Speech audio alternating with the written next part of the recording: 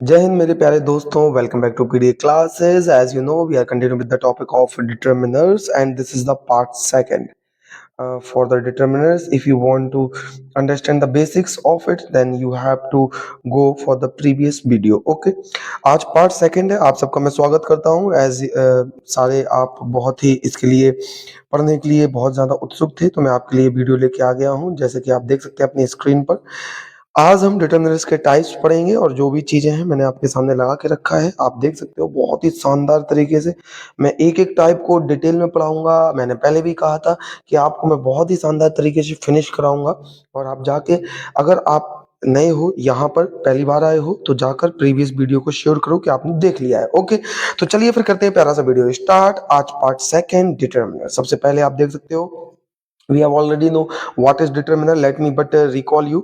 मैंने आपको पहले ही बताया था डिटर्मिनर क्या होते हैं, जो फिक्स होते हैं और जो नाउन से पहले आते हैं। डिटर्मिनर क्या होते हैं, जो फिक्स होते हैं और जो नाउन से पहले आते हैं, वही आपके डिटर्मिनर कहलाते हैं। And we can also call all the determiners adjective, और सारे डिटर्मिनर को एडजेक्टिव कह सकते हैं। ये बात मैंने आपको पूरे प्रीवियस वीडियो में फोकस की थी। अब आज का हमारा पार्ट है आर्टिकल। डिटेल में हमें पढ़ना है, तो मैं आपको बताता हूँ कि आर्टिकल के बारे में मैं आपको, अगर आपको आर्टिकल के बारे में पूरा पढ़ना है, यहाँ पे मैं डिटेल नहीं बताऊंगा आर्टिकल के बारे में, बिकॉज इसके लिए आर्टिकल के लिए मैंने ऑलरेडी अपनी पीडीएफ क्लासेस पर वीडियो बना के रखे हैं, जिसमें आपको मैंने डिटेल में ए, एन और द, इनके बारे में पढ़ा रखा है।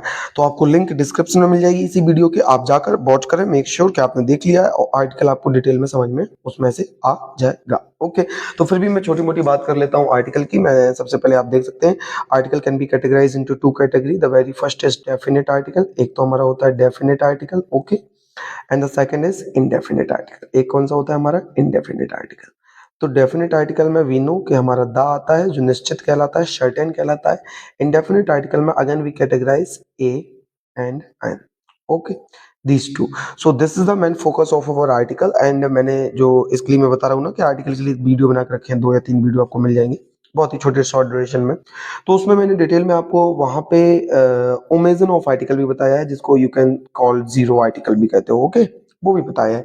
चलिए मैं आपको बताता हूँ बहुत ही शॉर्ट में, कि आप जानते हो कि आपका जो ए होता है, इट इज ऑलवेज यूज्ड। आपको याद रखना है, जो ए होता है ये हमेशा आपका कब यूज होता है, जब आपको कॉन्सोनेंट साउंड मिले।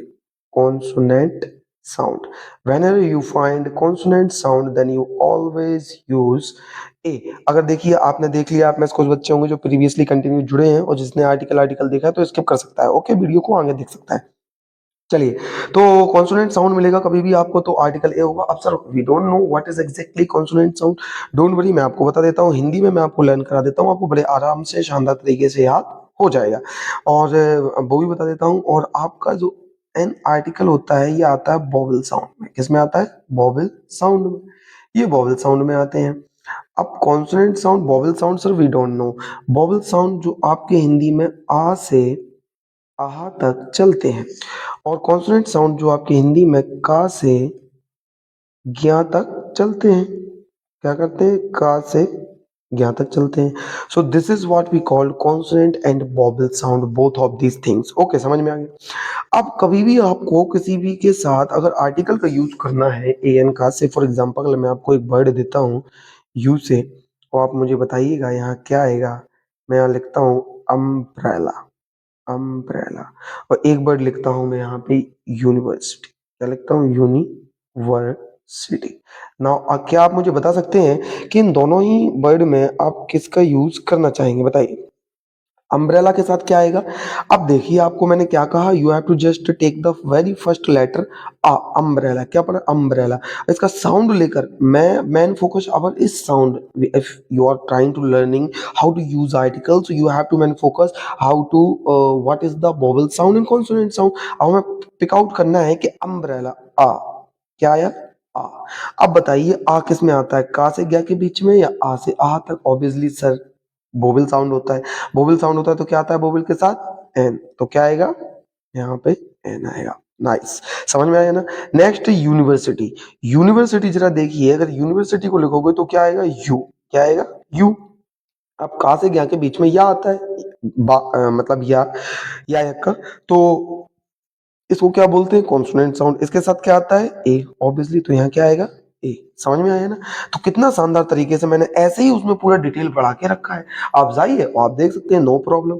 अब यहाँ पे मैं डिटेल नहीं बता सकता बिकॉज इतने सारे मुझे पूरे फॉलो करने हैं, और चूंकि मैंने वीडियो ही बना के रखा है, इसलिए पूरा के पूरा आपके लिए बना के रखा है। You can watch all this video. Okay, now elephant. मुझे ये बताइए, मैं और एग्जांपल देता हूँ। एलिफेंट आपके सामने है, और आपके सामने लेट मी राइट यूरोपियन।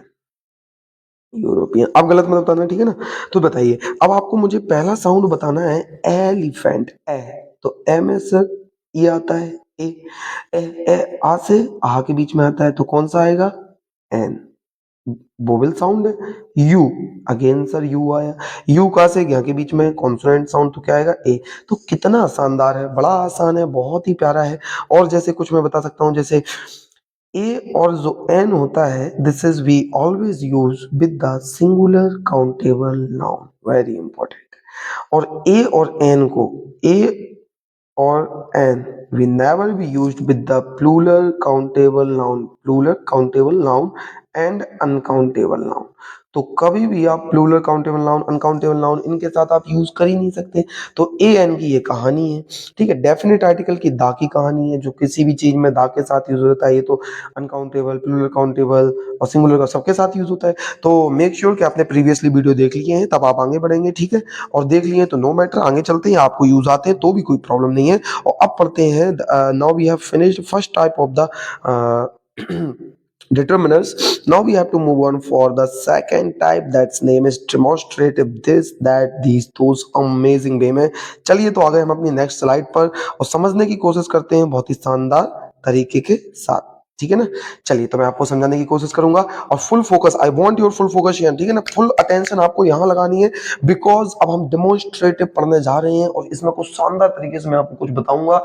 आपको दो बातें सीखनी पड़ेंगी यहाँ पे, डेमोन्स्ट्रेटिव डिटर्मिनर से भी रिलेटेड, और डेमोन्स्ट्रेटिव कुछ प्रोनाउन से भी रिलेटेड, ये मैं बताऊंगा। So please take care of it कि you are able to understand all this things. चलिए, तो सबसे पहले आप देख सकते हैं, मैं कुछ लिखता हूं यहाँ पे, दिस, दैट, दीज, दोस्त। मैंने पहले ही कहा था, समझिए आपकी क्लासरूम में बड़े आराम से बैठी है, कोई टेंशन नहीं है, आपको पढ़ना है, और आज सर आपको जितना भी टॉपिक वो क्लियर करके जाएंगे। दैट्स ओके, इतना दिमाग में रखिएगा, सब समझ में आएगा। अब मैं आपको एक बात बताऊं कि दिस और दीज, ये दो चीजें, दिस और जो दीज होता है, इन दोनों का you always use, let me change it. हाँ, इन दोनों का आप यूज करते हो नियर ऑब्जेक्ट के लिए। किसके लिए? नियर बाय ऑब्जेक्ट के लिए। और दैट और दोज का यूज करते हो फार ऑब्जेक्ट के लिए। फार, ठीक है ना? दूर। यानी कि जो ऑब्जेक्ट आपके करीब हो, पास हो, नियर हो, तो आप इसका यूज करेंगे, और जो आपके दूर होंगे ऑब्जेक्ट, उसके लिए आप इन दो का यूज करेंगे, दैट और दोज का। ओके, इन सब की हिंदी पता है? इसका मतलब होता है सर वह है, इसका मतलब होता है वह है, वे सारे। क्लियर ना? तो ये सब होता है। चलिए, next thing what we have to discuss in it, no problem, let me discuss it. You will definitely get the point, and you have to take care that you are really listen about carefully। This और this जो होता है, ये this और that जो होते हैं, ये दोनों ही आपके सिंगुलर होते हैं। क्या होते हैं सिंगुलर में? बहुत ही शॉर्ट टर्म में, स्ट्रक्चर मेथड से समझा रहा हूँ। पहले भी कहा था, आप मेरे स्टूडेंट हो तो आपको बुक के ज्ञान की जरूरत नहीं है कि आपको डेफिनेशन लिखाऊं, लंबी लंबी ऐसी डेफिनेशन लिखाता जाऊं। नो, मैं इस पे भी बिलीव नहीं करता। आप कॉम्पिटिटिव के लिए बैठे होगे, आप अपना रिविजन कर रहे होगे, कुछ बच्चों के एग्जाम भी आ रहे हैं, या कोई 10th क्लास का बच्चा आ जाए, या कोई फाउंडेशन का बच्चा आ जाए, तो उसको शॉर्ट रिविजन चाहिए, ना कि लंबी लंबी लाइंस चाहिए। दैट्स व्हाई मैं आपको स्ट्रक्चर वे में समझा रहा हूँ, बिकॉज हमें समझना है यार, रटना थोड़ी ना है, ठीक है। तो वर्ब क्या आएगी? वर्ब भी हमेशा क्या आएगी? सिंगुलर। ओके, तो वर्ब हमेशा सिंगुलर आएगी इन दो के साथ, बिकॉज ये सिंगुलर के साथ यूज होते हैं, सॉरी। नेक्स्ट, दीज और दोज, सुन के ही सर प्लूरल लग रहा है, और इनका मतलब होता है सब। तो प्लूरल होते हैं ये, और वर्ब क्या आएगी हमेशा इनके साथ? प्लूरल। वर्ब क्या आएगी? प्लूरल। नाइस। तो मेक श्योर कि आपने ये बात बहुत अच्छे से समझी। स्ट्रक्चर जो मैंने आपके सामने लिखा है, बहुत ही अमेजिंग, बहुत ही शानदार तरीके से ये स्ट्रक्चर आपको समझना जरूरी है मेरे भाई, ठीक है। चलिए, तो अब मैं इससे रिलेटेड एक बात और बताता हूँ। आपको ये समझ में आ गया? बोलो हाँ, आ गया। अरे मुंडी हिला दो यार। हाँ, ठीक है, बहुत बढ़िया, नाइस। फिर मैं आपको समझाता हूँ, ये स्ट्रक्चर भी समझाता हूँ, सारी बातें समझाता हूँ, ठीक है।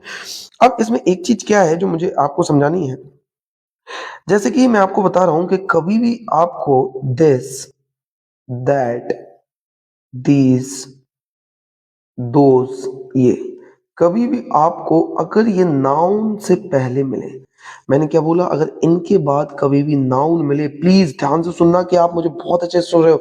मैं फिर से I repeated my word, I again and again repeated my word. If you find these all four word demonstrative, जो लिखा है वर्ड, अगर इसको नाउन के पहले मिले तो पता आप इसको क्या कहोगे, मालूम है क्या?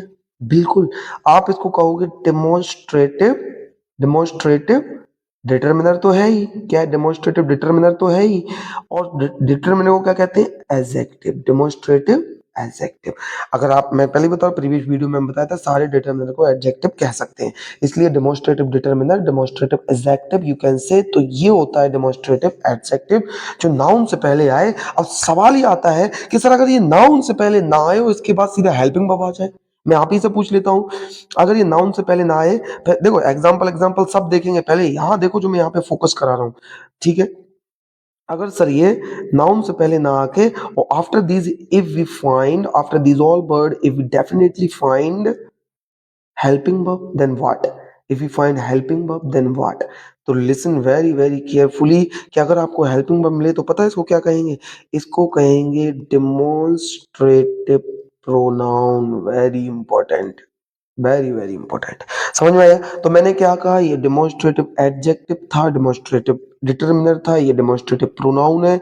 दो वर्ड मैंने आपको एक ही वर्ड से सिखा दिया, दो चीजें। प्रोनाउन पढ़ोगे तो उससे पहले 80% चीजें आपकी यहाँ क्लियर होके जाएंगी, इसलिए ध्यान से सुनिएगा। अब आपने ये समझ लिया, एक बात ये समझाई मैंने आपको, दूसरी बात ये समझाई, तीसरी बात ये, बस। अब मैं आपसे पूछना स्टार्ट करता हूं, मेक श्योर कि आपने सारी बातें सुन ली है। मैं एक बार रिपीट करता हूं स्पीड में कि अगर आपको दिस, दैट, दीज, दोज कभी भी मिले, सबसे पहले दिस और दीज होता है ये नियर बाय ऑब्जेक्ट के लिए, and that and those for by object के लिए लिखा हुआ है। Next this and that sir singular and verb singular के लिए, these and those sir plural and verb plural के लिए। We definitely got the point what is the meaning of the very first rule. Okay, second thing, second you have explained over here, if you find this, that, these, those, then after this if you find noun, then you have to say, then you can call these all things demonstrative determiner, demonstrative adjective, because all the determiner become adjective. Next, if you find this, that, these, those, and if you find after these word helping verb, then you have to say, instead of saying demonstrative determiner, you have to say this demonstrative pronoun. That's okay. Clear हुआ? चलिए भाई, अब पूछ लें क्या? चलो आपके सामने हम एग्जाम्पल की बात करते हैं बहुत ही शानदार तरीके से, और देखता हूं कि आपको एग्जाम्पल बता पाते हैं आप या नहीं। ये रहा आपके सामने लिखा है डेमोन्स्ट्रेटिव एडजेक्टिव और प्रोनाउन। क्यों लिखा था मैंने? इसलिए लिखा था कि प्रोनाउन एडजेक्टिव में फर्क, अब जो एडजेक्टिव है इसी वही तो डिटर्मिनर है ना, जो ये वाला डिटर्मिनर है ना। चलिए, तो एग्जाम्पल फर्स्ट देखिए, ध्यान से देखिएगा। दिस एप्पल इज रेड, क्या लिखा है? ये एप्पल रेड है। अब जरा आप मुझे ये बताइए कि थोड़ा सा कैसे इमेज को जूम कर लूं क्या? चलो ठीक है, थोड़ा सा जूम कर देते हैं आपके लिए। लो, ठीक है, इमेज को थोड़ा सा बड़ा करके देखते हैं, मैं आपको एक्सप्लेन करता हूँ ताकि मैं लिख भी पाऊंगा उस पे, है ना। चलिए, चलिए देखिए, अब आप मुझे बताइए दिस एप्पल, एप्पल क्या है? नाउन, क्या है? नाउन है ना। और नाउन के पहले मिलता है, तो मैंने आपको एक्सप्लेन किया था नाउन के पहले मिलेगा तो आप इसको क्या कहोगे? क्या कहोगे इसको? डेमोन्स्ट्रेटिव एडजेक्टिव या डिटर्मिनर। तो यहाँ पे क्या है सर? डेमोन्स्ट्रेटिव डिटर्मिनर है और या वही एडजेक्टिव है। क्लियर हुआ? बहुत बढ़िया, नाइस। तो होपफुली आपको समझ में आ गया होगा, ठीक है। चलिए नेक्स्ट की बात करते हैं। अब आप देखें ये वाला एग्जांपल, आप ये एग्जांपल देख सकते हैं, यहाँ लिखा है दैट एप्पल ग्रीन। अब यहाँ पे ये मान लो एप्पल लिखा है, यहाँ पे ये गलत लिख दिया उसने, ठीक है।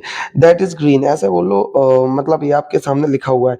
चलो इसको कट कर देता हूँ, मैं ऐसे, यहाँ पे मान लो दैट इज ग्रीन ये लिखा है, चलो एप्पल नहीं लिखा, ओके। That is green. अब मुझे बताइए वह ग्रीन है, ये क्या है? आपकी हेल्पिंग वर्ब। क्या है आपकी? Helping verb. और हेल्पिंग वर्ब के बाद मैंने क्या बताया था आपको? अभी देख लो, हेल्पिंग वर्ब के बाद मैंने आपको बताया था कि आपको कभी भी मिल जाए, ये लिखा आपका हेल्पिंग वर्ब मिले तो क्या कहोगे? Demonstrative pronoun. तो पहले मैं आपको अंडरस्टैंडिंग दे रहा हूँ कि फर्क क्या है डेमोन्स्ट्रेटिव एडजेक्टिव प्रोनाउन में। तो ये क्या है यहाँ पे सर? ऑब्वियसली यहाँ पे ये प्रोनाउन है। क्या है? प्रोनाउन। बिकॉज सर ये हेल्पिंग वर्ब के पहले आया है। यहाँ भी देखो, ये भी हेल्पिंग वर्ब के पहले, तो ये भी क्या है? प्रोनाउन है। क्लियर है ना? चलिए, तो यहाँ भी क्या है? ये भी प्रोनाउन है, हेल्पिंग वर्ब के पहले आया। Okay, no problem. आगे बात करते हैं। लिखा है दीज एप्पल्स, क्या लिखा है? दीज एप्पल्स, ये नाउन है और नाउन के आगे आया है तो ये क्या है?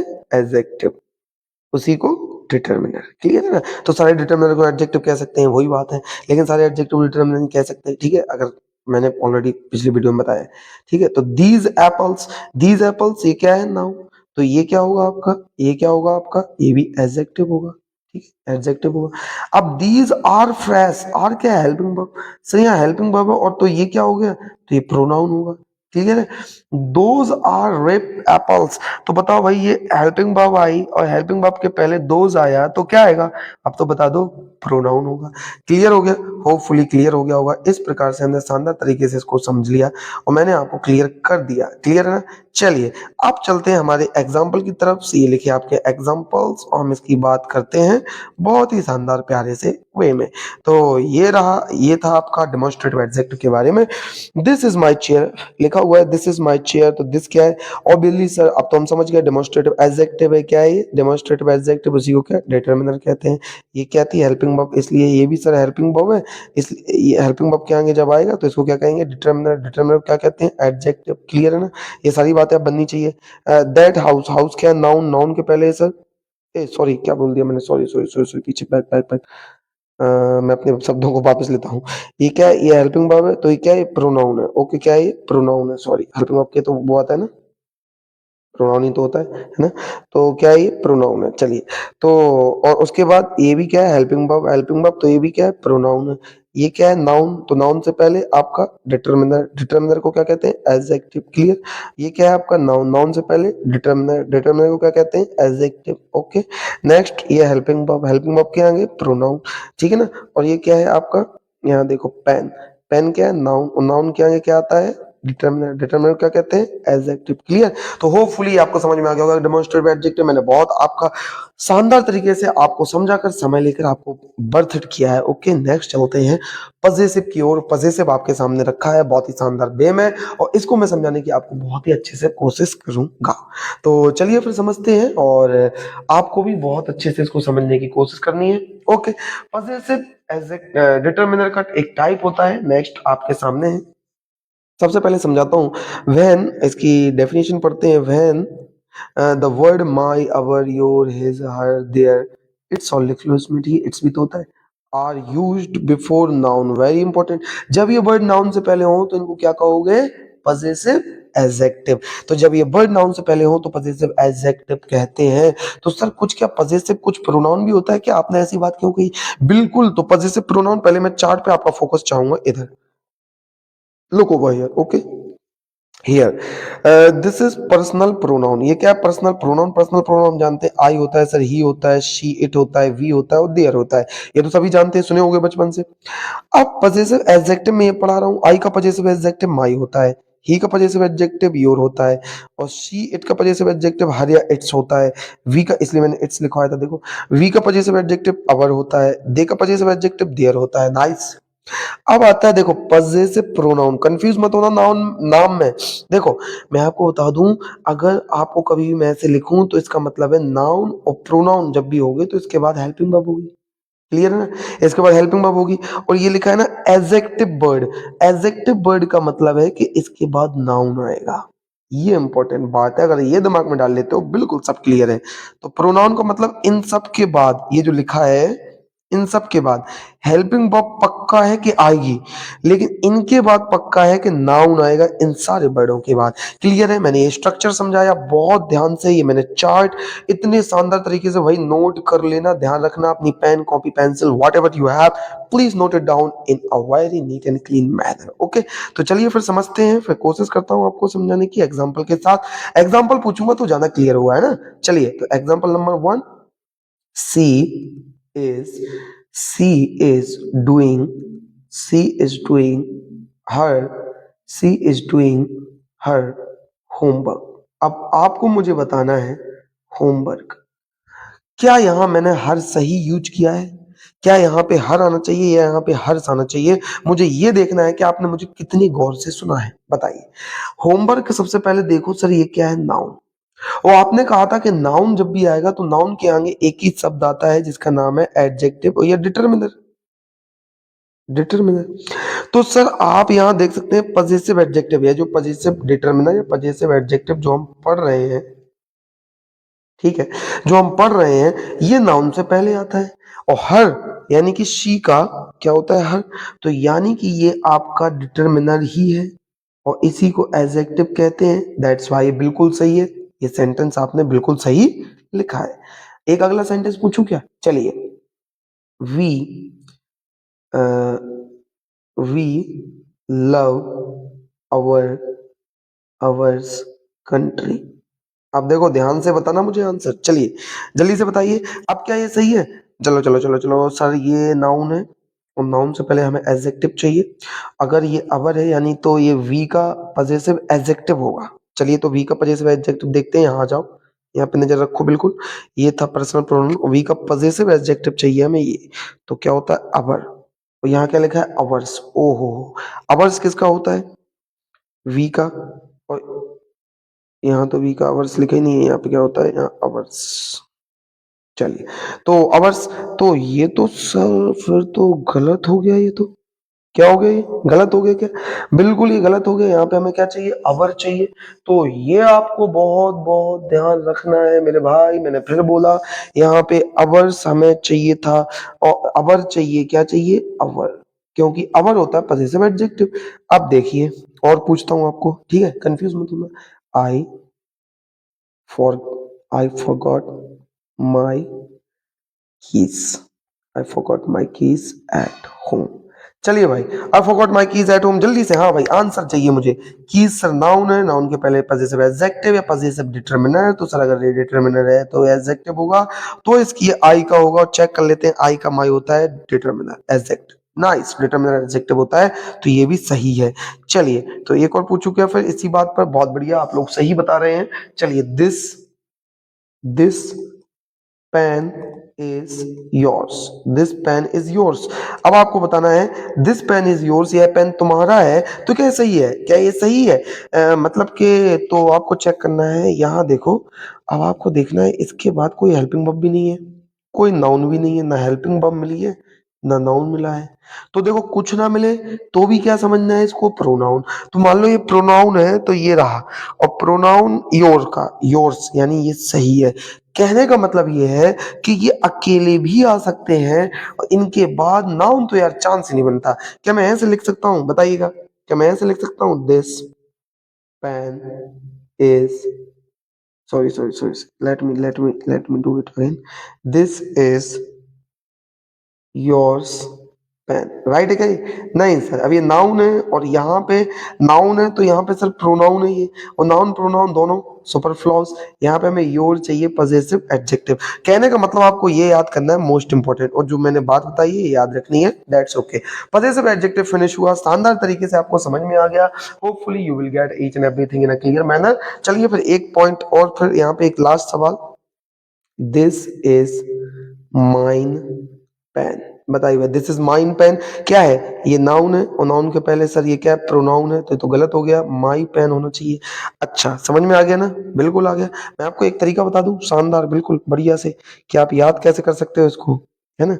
याद कैसे कर सकते हो कि कैसे सर हम याद करें इनमें फर्क, प्रोनाउन में और एडजेक्टिव में।